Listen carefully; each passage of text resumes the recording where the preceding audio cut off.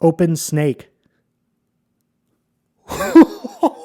All right, that. Oh, look at that! Look at the angry. So ZAI has released GLM-4.7, which is very touted for its agentic coding capabilities. Now, being that this is a model that is very popular and something that can hypothetically be run on a local machine, assuming one did have the horsepower, which is not necessarily very likely, but regardless of that, I'm extremely excited to test this model, just being that it is so well regarded for its coding prowess, even going back to the days of the GLM-432B model, which is something that definitely can be run locally, which excelled at front-end aesthetic design. So really, we're going to take a quick peek at some interesting things about this model, namely some fairly significant increases in benchmark scores comparatively to the previous version of itself, which I tend to lend more weight to comparatively to benchmarking against other models, because judging improvement based off of a previous version of the same model is probably a better way than seeing comparatively to other models. However, this is an exciting one, and I'm excited, as I just said, to test it. So of course, we do have the traditional benchmark.jpegs comparing it to some other closed and open source models such as GPT 5.1 High and Sonnet 4.5. However, there is a far more intricate and in-depth benchmark table here, and actually on the Hugging Face page for this model, being that it is something that can hypothetically be downloaded and run locally, as we had mentioned before. In terms of some specific technical specifications of this model, we can see right here it is a 358 billion parameter model, so fairly beefy. And something interesting that I wanted to go and make sure that I found was just in terms of context length and maximum output tokens. So the context length here is 200K and the maximum output tokens is 128K, which is quite beefy actually, so that seems to be a fairly impressive figure. And something additionally to note, this is an MOE model, and I do believe there are 32 billion active parameters, but don't quote me on that as I don't see it specifically listed here, but I'm fairly certain that is the correct figure. What we can basically see in terms of what has been improved about this model, a lot of things are very coding focused here, such as improved basically vibe coding, core coding, vibe coding, tool using, reasoning, etc. So basically, it's much better at coding. I find some of the examples they've shown to showcase here are actually pretty cool, especially this cyber domain one makes me think of the Becky Jane quantum space. For those familiar with that, I do have to say thank you. Feel free to subscribe if you're not familiar with that, so you will be. But regardless of that, there's just some cool things here. I think the Rubik's Cube one that's shown in this is actually pretty funny when you swap over to look at the one that GLM 4.6 had generated. So this would definitely represent a stark increase in some visual and graphical capabilities, which is good because that makes our tests more exciting. So really, regardless of that, I'm just going to hop in and begin to play with this right now, and we're going to be using it through chat.z.ai. We do have the model selected right here, and this deep think button, I'm just going to leave it enabled, being that it was by default enabled when I selected this model. So those are the metrics with which we will test this, and now we'll jump into our new and updated browser OS test. So for the new and updated browser OS test, we're going to be using HTML, CSS, and JS to generate the browser OS. However, it must have 5 specific applications, 2 of which must be games. There also needs to be a special feature that is implemented by the model that it decides and picks what to make, and it just needs to give us a little bit of information on the special feature and what makes it special. So, okay. This OS includes a built-in voice command center that utilizes the browser's native web speech API, allowing you to control the operating system using your microphone. Alright, so first impressions visually, it's not really that impressive in terms of the aesthetics. I think the blue flat background kind of lets it down. It's not super like, wow, it's visual. There is no right click. There is a clock down here in the bottom right with a taskbar. We do have a start button that is clickable but does not seem to do anything. However, I'm going to be honest with you, my focus is entirely on this voice command thing. We'll just run through these default apps here real quick. Let's do 65. Where's the multiplication? Times 9. Oh god, that's a tough one. 765. What?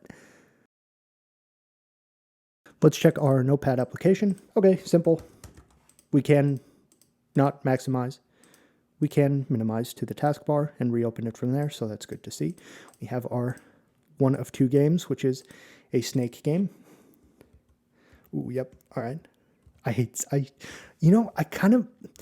feel like I hated Snake significantly more than when I started doing these sorts of tests it's almost becoming an acquired taste, something I did not like at first. I'm not quite sure how to parse that.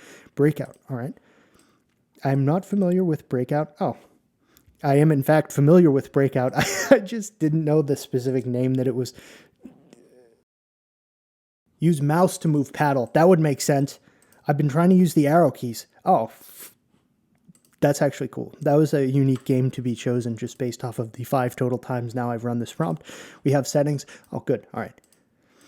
Not bad. Selectable wallpaper. This was something else that was actually denoted in the prompt that I did neglect to realize until right this second. Now, finally, the very interesting one. All right. If this actually works, I'm going to be shocked. Open snake. All right, that is really quite impressive. Oh, it still hears me. All right, now again, I ran this same test for the video that got posted this morning. None of them put in a special feature with that level of complexity. That is really, really, really impressive. And the fact that it actually worked. Okay, we can do another one. Let's do change wallpaper. Change wallpaper. That's badass. That really is quite impressive. That's solid. That's really solid. Now we're going to try the 3D printer simulation result. Just based off of what we saw with that Rubik's Cube example, I am very excited to see how this does, like this sort of 3D graphic web-based thing, especially comparatively to the previous version here. Obviously, these results are like chosen because they do reflect the model at its peak capabilities, but I do have high hopes that that will translate over to the 3D printing test. Okay, so here we have our result. It is quite dark, almost GPT levels of dark. Regardless of that, we do have options for different layer height, which is funny to see. We can do a 20 by 20 square, so this is interesting. It's actually shown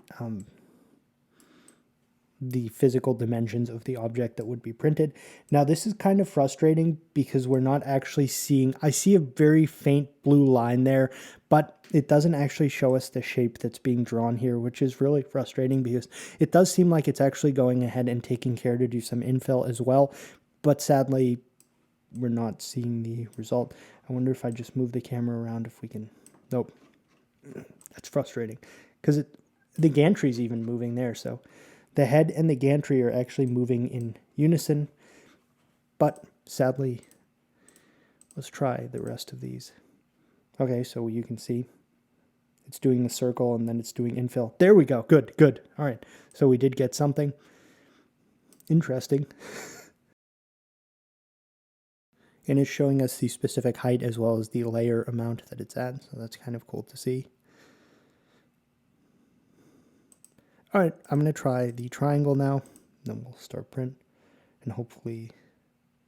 All right, I think that's the infill.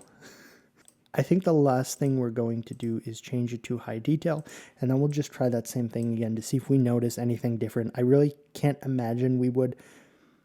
Maybe those are in fact closer together, but that may be something that will be easier to judge when having just seen this direct back-to-back in the video. All right, overall, this is not as impressive as I had hoped, truthfully, just based off of some of the capabilities shown of this model and what I know it's probably capable of, but overall, it is a satisfactory result. The nozzle does move nicely, it does put infill in, it does have a lot of specific detail attention things here, such as actually selectable layer quality, as well as telling us the specific dimensions of the object that we will be printing, and the specific height the nozzle's at, the layer, the status, etc. I'm very interested to see how this model does with the 3D Flight Combat Simulator game test, so we'll run that here and see how it does. All right, here's what we're going to do. First and foremost, we're going to verify that this is not a specific issue that is only occurring within my browser. Okay, it is not. So we'll go ahead now and just actually check the developer console here just to see what specific error, if any, is showing up. We'll give that to the model. Oh, crap. Okay, well, that will definitely... This is going to test some of the context capabilities of this model as we paste this in and say fix.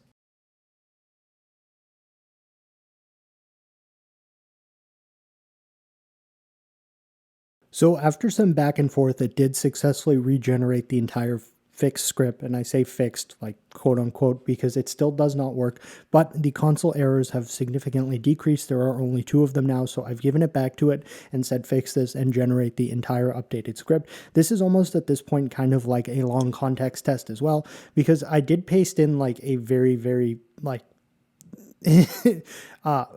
dense console log from the initial script that did not work. So keep in mind that this is kind of going to be, I won't say handicapped, but this is definitely testing it at longer contexts. So it did take about 3 tries, but now we do have a game that actually runs quite difficult to play considering the mouse controls the plane, but also like okay. Well, it did adhere to, okay, this plane is significantly more controllable. That's just not fair. This is quite difficult to play.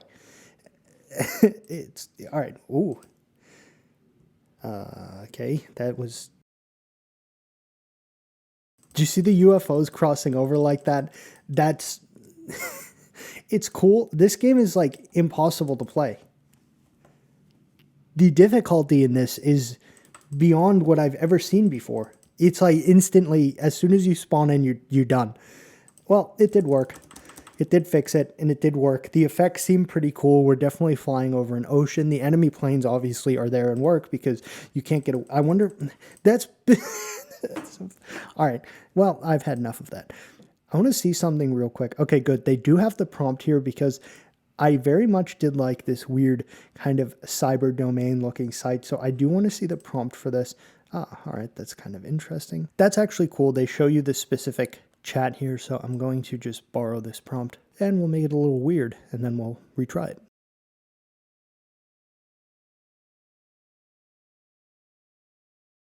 So I've used the same core script, but I've changed a few things specifically in the required sections here just to kind of push this towards a slightly different narrative of this specific site and what it is actually advertising. So we're going to go ahead and see. I am somewhat curious to see. All right, good. So all I see right here is Stevie Slappis, the Oracle of Hustle. Oh my God. Slappis.io, how I scammed my way to 7 figures a month. This background effect is perhaps nauseating, but it's very cool. Okay, the algorithms don't care about ethics, they care about engagement. I learned how to hack the human dopamine loop before I learned how to code. Wow. View the hustle. Who is Stevie? The man of the hour, Stevie Slappis. They told me to get a job. They told me to pay taxes. I told them to build a legacy. I don't build products, I build perceived value. I love this. With a mindset forged in the fires of late night infomercials, reinforced by cold hard cryptocurrency, I embody the tech hustle. Code is just a tool for separation, separating the fool from his money. Current net worth, infinite. Legal threats, 0 active. Look at the hover effect on the photo here. Wow. His journey, okay, from broke to balling out fool. The rock bottom, year, -2. Living in a server room, eating cup noodles, coding HTML for $5 an hour on freelance sites. The system tried to crush me. The glitch, year 0. Discovered that people will pay for access, not utility. Built the first subscription to nothing SaaS. Revenue 0 to 10K in 48 hours. Balling out, year now. Private jets, crypto whale status. I'm in the metaverse now. I own the digital grind. You are just visiting. Projects. Oh my God. The Pira Stack. A decentralized blockchain protocol that simply sends money from the bottom of the list to the top. Legal status, technically a game. iFruit fraud, buying broken generic laptops, spray painting the logo and installing a custom Mac OS skin. Sold as vintage collectibles on Etsy. Oh my God. And the hover effects on these, like, they're pretty cool. Oh no, canine arbitrage. Adopting dogs from high-kill shelters and flipping them to wealthy urbanites for training fees. I call it rehoming consultancy. Oh, man. Crypto washbot. Okay, I didn't even put these in. Automated trading algo that buys and sells to itself to inflate volume. Elder Care VR. Selling VR headsets to nursing homes at 400% markup as memory therapy. Next hustle, encrypted. Initiate handshake. You have 2 options. Give me money, ask how to give me money. Wow. This is just like, you know, you see some of these YouTube channels and they're like, basically like this is how they come off, but they're like buy my course and I'll show you how I'm making 10 grand a month. Brother, if you were making 10 grand a month, you wouldn't be selling a course showing people how to replicate said success unless your success was from selling said course. I'm sorry, that was a bit of a tangent, but it is something that I feel rather strongly about. So I'm sorry, this Slappist.io, it excited me. We're gonna just move on. That was quite interesting. I want to borrow one other prompt from the demonstration here and just change one thing again, as the Slappist.io was fantastic. So I've taken the Rubik's Cube prompt that they showcased here, and I said instead of colors, the faces of the Rubik's Cube should show human faces or something terrifying. I just want to see if this makes like a horror-themed Rubik's Cube. So it did. Look at that. Look at the angry. It made the curse cube. Okay, these are just... Oh my god, these are the funniest. This side, this model's hilarious. Ugh.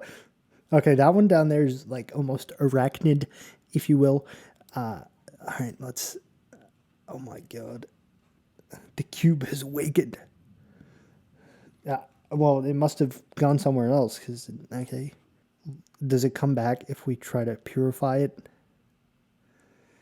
No, it does not. Well, it totally did get the point here. This model is good at, like, understanding intent. It can read between the line. Oh, I did say something terrifying. Okay, well, that kind of negates what I just said. Regardless of that, let's do a drum kit simulator test. All right, here is the drum kit simulator. Nice.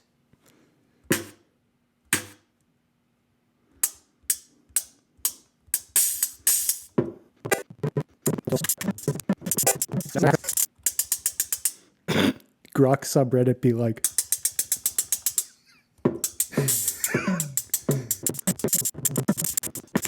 Alright, not bad. Did work on the first try. It drew the drums more or less okay, except for the, whatever was going on there. It was interesting.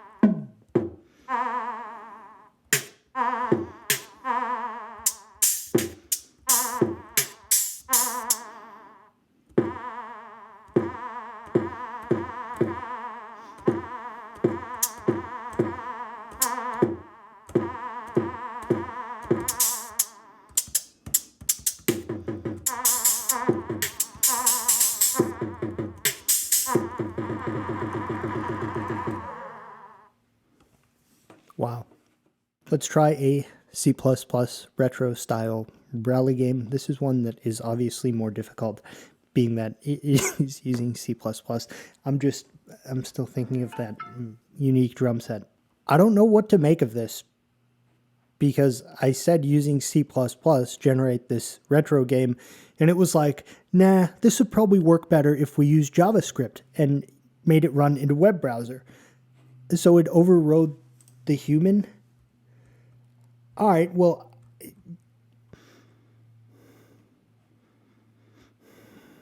I don't want this.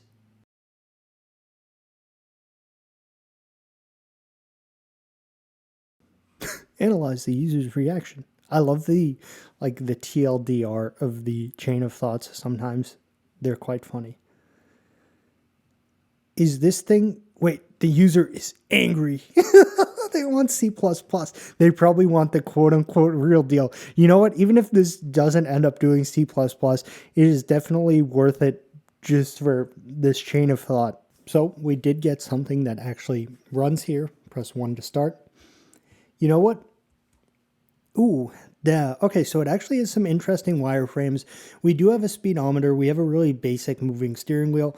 Ultimately, this is not like the greatest result. Actually,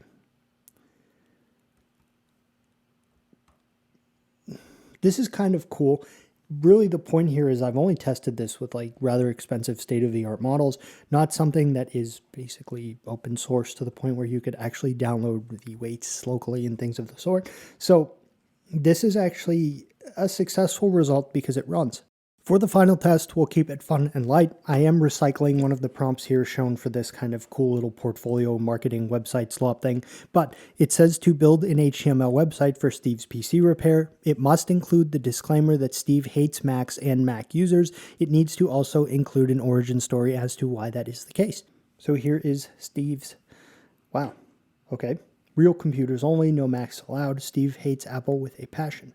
We fix it or you break it. High performance repairs for real machines. No proprietary screws, no shiny gimmicks, just raw silicone power. Ooh, I like that. It moves in different areas. Ooh, it's like magnetic to the mouse. I don't know how I feel about that. It makes me somewhat uncomfortable, but at the same time, I do like it. All right, the origin story, wonderful. The black and white surf photo is a nice touch. People ask Steve, why the hate? Why can't you just fix my MacBook Air? It wasn't always this way. Back in 2008, Steve was a wide-eyed young technician. He believed all computers deserve love. Then came, quote-unquote, the incident. I use terms like this. There's an inside joke with a friend of the incident in which something happened. A customer brought in a first-generation unibody MacBook. The RAM needed upgrading. Simple, right? Wrong. Steve realized he needed a specialized miniature pentalobe screwdriver, proprietary technology designed solely to keep him out. He bought the driver, he stripped the screw, the driver slipped, gouging his index finger. Seeing his own blood on the white glossy plastic snapped something inside him. He realized Apple didn't want him to fix it. They wanted the customer to buy a new one. Since that day, Steve vowed vengeance. He vowed to only serve the open, the modular, and the upgradable. What we do, hover over the chips to see what we offer. Okay, custom GPU water cooling, overclocking, mechanical keyboard mods. Wow, Steve's like a mod shop. Warning, Steve will not squiggly underline. I like it. Work on Macs. He hates them. He hates their users. He hates the OS. He hates the fruit. Do not ask Steve to take a quick look. Do not ask him to troubleshoot the iCloud login. He will charge you a $50 irritation fee. Contact Steve. If you have a Mac, call AppleCare. All right, send it. Very, very creative.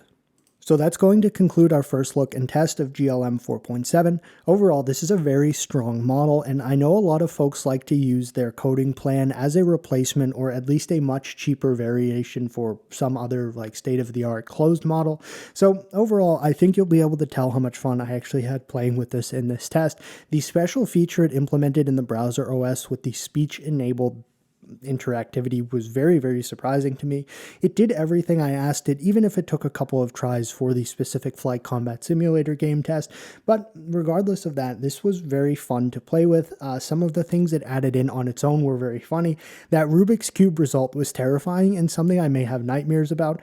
But regardless, this is a model that is here on Hugging Face, and you can actually download and like have this locally, assuming you did have the horsepower to run it, which is probably not super likely, but the fact that that is an option for a model of this potency is fantastic. So I don't know what the heck. Oh, okay. I think it's trying to show the like chat things that I'd clicked on. We're just going to ignore that. Regardless, this was GLM 4.7. Very, very good, to the point where I may have to clickbait this a little and be like, GLM 4.7 is insane with like a... So keep an eye out for that. But thanks for watching.